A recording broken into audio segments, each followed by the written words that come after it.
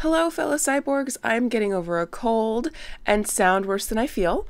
Before we get started on the update where I tell you about all of the books I've read, hauled, the state of my physical TBR, i.e. the number, and tell you about the books I'm currently reading and planning on reading in the near future, I want to shout out two channels really quick. One is one that you've heard me talk about many times before. That is the channel of M.A. Anders. She is back.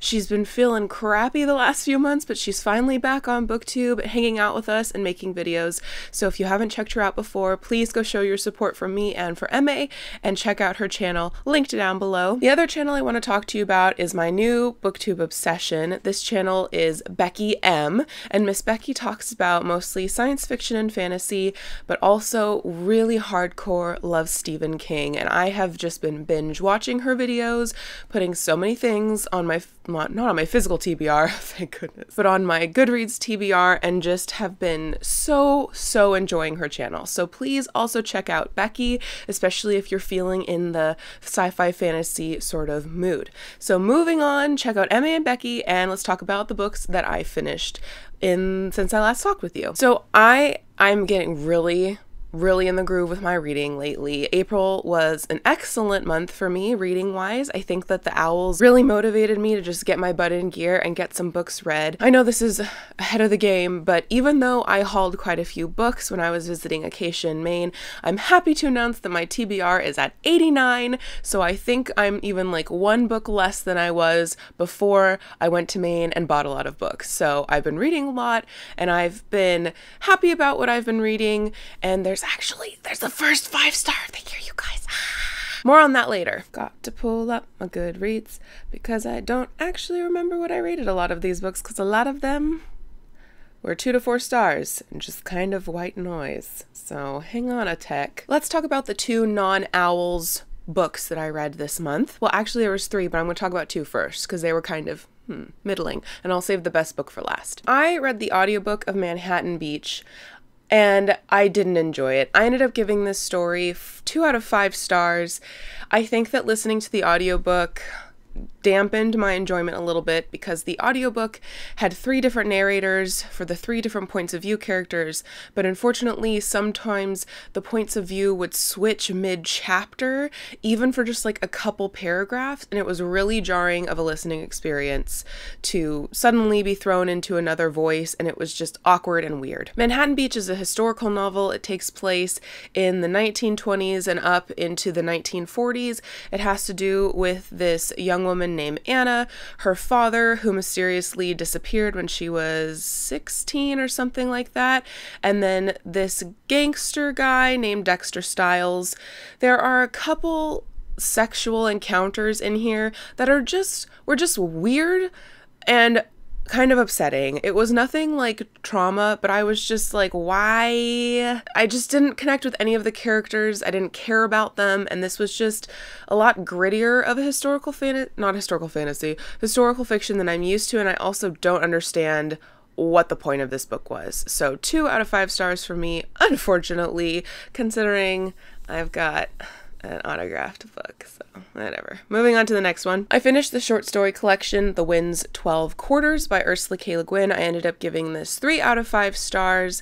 Like I mentioned before, I didn't super enjoy the fact that this was like an author-curated collection. At the beginning of every story, Le Guin had a little paragraph or even a couple pages of comments about the story, about something with the story. I didn't really like that because I felt like sometimes her comments kind of spoiled the story, and it was just weird. I enjoyed a couple of stories that were set in the universe of the Wizard of Earthsea novels, which is interesting because I kind of hated the Wizard of Earthsea and I thought it was really boring. So reading a couple short stories in here that I actually enjoyed, it was just a weird experience. I really liked those 2, and then there were quite a few like solid sci-fi stories in here that I enjoyed, especially the ones that pertain to the Hainish cycle, which is like a loose series she has. So I liked it, but I wasn't blown away, but I'm still looking forward to reading more Le Guin. On to the owls. Let's go through from least liked to best like, and let's just get started. Princess Nevermore by Diane Curtis Reagan was my charms exam book for fantasy. It's a fantasy book. I really wanted to love this. When I started reading it, I thought it was great because the world actually felt like a fully fleshed out world as opposed to this like superficial shadow world that I feel like sometimes happens with middle grade, and I'll kind of talk about that in a book coming up. But unfortunately, this book really just hit home. Medieval gender roles and a woman's place in the world, and there were no good female role models in here. You had the princess who was totally buying into the fact that she was a woman and she had her place of what she could and could not do in regards to gentlemen. Super frustrating. And then we had Sarah, a young girl, well, not young girl, she's the same age as Quinn, and Sarah wants to be pretty so that she can attract this guy who is apparently a drunk, even though he's in high school, and we never talk about illegal underage drinking, whatever. And Sarah becomes a good person when she gets a boyfriend, and she learns to like herself when she gets a boyfriend. And it's just like, there were so many missed opportunities in here of messages you could send youth that were healthy, but instead we went the traditional route. So this got 2 out of 5 stars from me. And Only to Deceive by Tasha Alexander, historical fiction, mystery as well. This disappointed me because it was one of those things where the characters aren't really described, so I assume that the main character is just kind of average looking, just a normal lady, and it turns out she's like irresistibly pretty and has 2 suitors drooling over themselves. I found that the plot was also kind of scattered. I didn't really see where we were going or where we were attempting to go, and I didn't really see like the point. It just seemed like we had all these little like plot points that just kind of were confetti together, and then there came a finale, and yeah. But mostly I was annoyed because she was super, super pretty secretly though, and I was expecting to read a book about a woman who was widowed and was discovering who her husband actually was, and then gets caught up in a murder mystery about his death, but that's not what it ended up being. And bonus, she's like not actually a widow for very long, which just frustrated me. So not what I was expecting, not my jam. Forgot this was the pick for History of Magic, historical fiction novel. On to the 3-star picks. We have Darth Plagueis, a Star Wars novel by James Luceno. I gave this 3 out of 5 stars. This was a very informative book, and I enjoyed all of the information that I got out of this regarding the Sith. I also super enjoyed how this book ties into the events that lead up to and even the events of Star Wars Episode 1, A Phantom Menace. If you are interested in learning how the heck the Empire could possibly have come into existence, this is the book you need to read to get that knowledge. But this entire book, you're following characters who are, I think you could say with an objective mind, evil. And so I wasn't invested in any of the characters, and this was more just like a pursuit of knowledge rather than an enjoyable read. I'm really glad I read it, and I think it's really important for the Star Wars universe, but it wasn't 4-star material. So 3 stars, I enjoyed it, read it if you're into Star Wars. Also forgot, this was my astronomy pick for the owls, a science fiction novel. This was The Cat Who Wished to Be a Man by Lloyd Alexander. This was my pick for Transfiguration, which was a book where someone shapeshifts. Shapeshifting is a thing, or there's a cat on the cover. Bonus points. This book is about a cat who gets turned into a young man, and then he goes into a village and meets people and shenanigans happen. I really enjoyed this because it talks about like the behavior of cats through this cat who's newly a human, kind of experimenting with what it means to be human, and it also kind of dissects some of the weird human customs that we just take for granted as being normal because we have this cat perspective character. He looks like a man, but he's a cat. But this was one of those children's fantasy books where I feel like I didn't believe that there was an actual world here.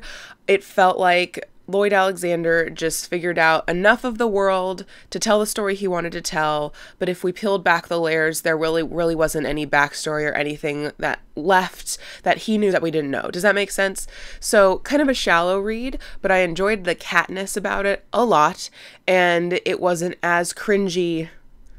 His gender roles weren't great, but it wasn't as cringy as Princess Nevermore. Then I finally read Harry Potter and Philosophy, which is edited by Gregory Bossum. This was my Muggle Studies pick, reading a Muggle nonfiction. This is a collection of essays that kind of introduce you to philosophy through the lens of Harry Potter. I gave this 3 out of 5 stars as well. There were quite a few essays in here that I found thought-provoking and I enjoyed. Specifically, there was one about patriotism.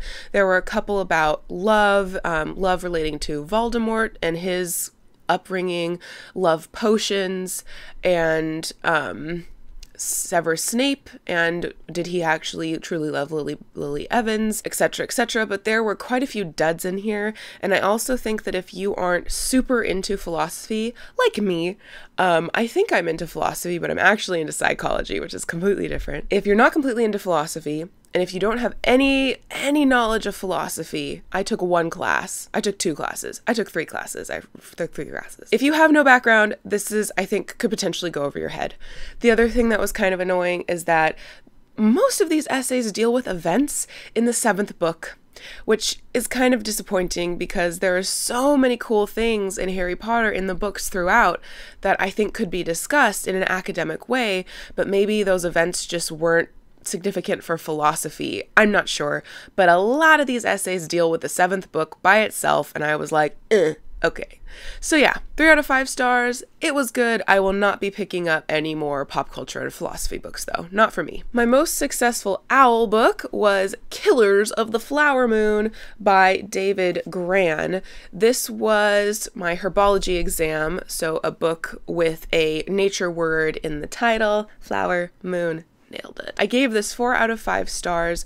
This is a nonfiction about the Osage murders and the birth of the FBI. So in the early 1900s, the Osage tribe had land and oil rights, and huge amounts of oil were found under their land, and they became the richest people in America, pretty much, because of this oil boon. Because of that, they were targeted by white people who wanted their money.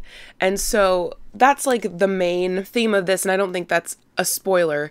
And we go into talking about like one after another of Osage citizens who were killed inexplicably, and we kind of untie the knots and we figure out what this really was. That's the first chunk. Kind of. The second chunk is about the main investigator from the Bureau of Investigation, which is what it was originally known for, who he was, how his investigation went, what he discovered, revelation. And then the third chunk kind of looks at a more global, not global, but a broader look at the racism that was really going on and that was fueling what was going on here. And it connects us more to the present, because I think this was written in like 2015 or 2016, or rather published. I'm sure it was written for many years before that. So yeah, this was really great. There are also a lot of photographs, which I think are really important for just humanizing all of the people, and they're mostly photographs of victims because there are a lot of victims. And so it was really important that they were people, they weren't just statistics. I felt that I knew some of the victims' names better than I knew some of the criminals' names, which I think is the important thing, and it's not always the case. This was really enjoyable. Thank you so much, Sarai, for talking about this on your channel and getting me to pick this up and read it, because I really enjoyed it, and I want to read more by David Grann because I think he does a really good job. He seems to be really respectful and really put in his research efforts into the nonfiction that he writes. So bravo, this was great. However, there was a book that was more amazing than The Killers of the Flower Moon, and it's a book that you don't even know I own yet because it's part of the books I hauled, but let me just talk about it now. I gave Speak by Laurie Halse Anderson 5 out of 5 stars. This is the first 5-star of the year, my favorite book of the year so far. This is a young adult, middle grade. It's a book that was published before young adult was really a thing, but our main character Melinda is a 14-year-old, so young adult. And this is about Melinda and the aftermath of a traumatic event that happened to her that has left her ostracized by the rest of everybody in her new high school. And it's about her dealing with herself, dealing with the shit from other people at school, and dealing with even the perpetrator of that trauma that drastically, horribly affected her and she had to go through. This was such a fast read. I read this in probably 4 hours over the course of 2 sittings. The thing about this is that I knew it was going to be dark, and I knew that it was going to tackle something that was important but not happy or easy. But Melinda is funny. Like, this is kind of like a diary entry sort of idea. We're in her thoughts for all of the book, and we rarely get to really see her speak. Well, yeah, I guess you see people speaking when you're reading, but she's so funny. She had so many quips about high school and just the ridiculousness of it, and about like how footballers were the kids that pushed other kids down in the play yard and got in trouble, and now they're heroes of the school, and just all the BS that takes place during high school. So she was just a joy to read about, and I think that Anderson just took this topic that is so sensitive, especially with such a young audience, and treated it with respect. It looked like she had really done her research. She knew what she was talking about. She wasn't just like saying things that people think they know. It was just amazing, and it was an enjoyable reading experience, and I loved it so much, and I think you need to read it. Like, I don't care who you are. I don't care what your book interests are. I think you need to read this because it's important. There needs to be more books like this because there are more teenagers and young kids dealing with trauma that have nowhere to turn to, no people like them that they can read about. We need more books like this. This book was amazing. I loved it. 5 out of 5 stars. So good.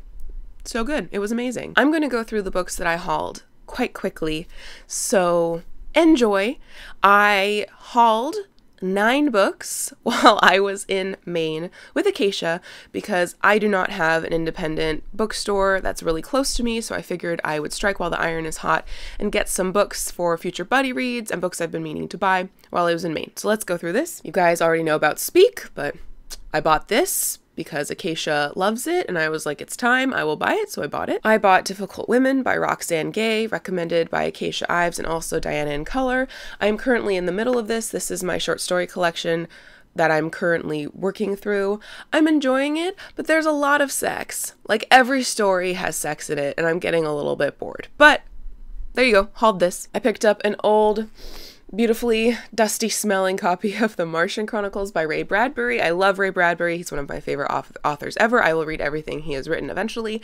I'm going to read this in the future, soon probably, with Sarai from Sarai Talks Books. Watching Becky M's channel and her talk about Stephen King is one of my favorite things lately. I decided that Salem's Lot by Stephen King will be my first tiptoe into Stephen King.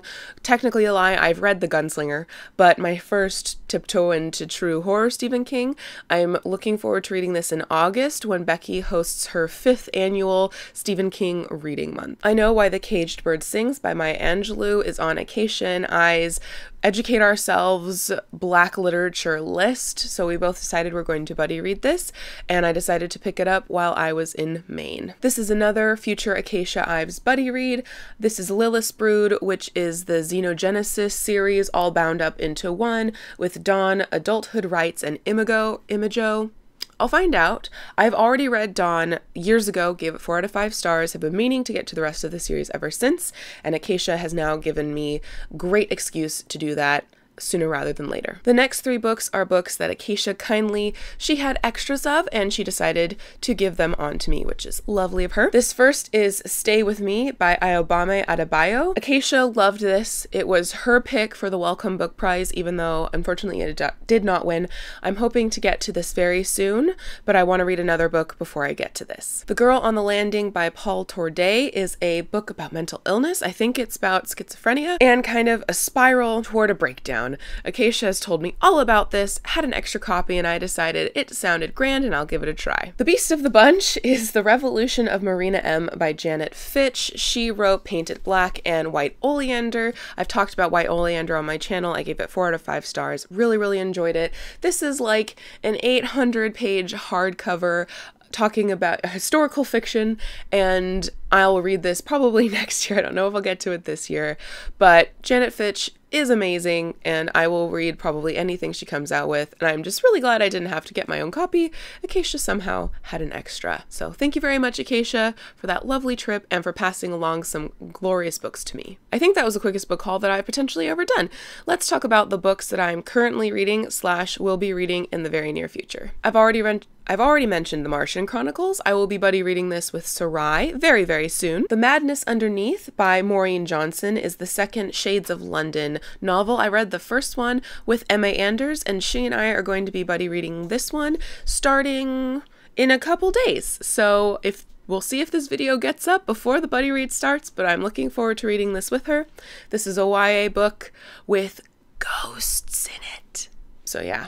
We're gonna have fun chatting about this. I'm still working my way through the Dickens along of Bleak House by Charles Dickens. I am so enjoying this so much, and I look forward to reading more chapters coming up this next month. It's gonna be awesome. I'm 20 pages away from finishing We Have Always Lived in the Castle, but I wanted to chat with Acacia about it before giving my thoughts on camera.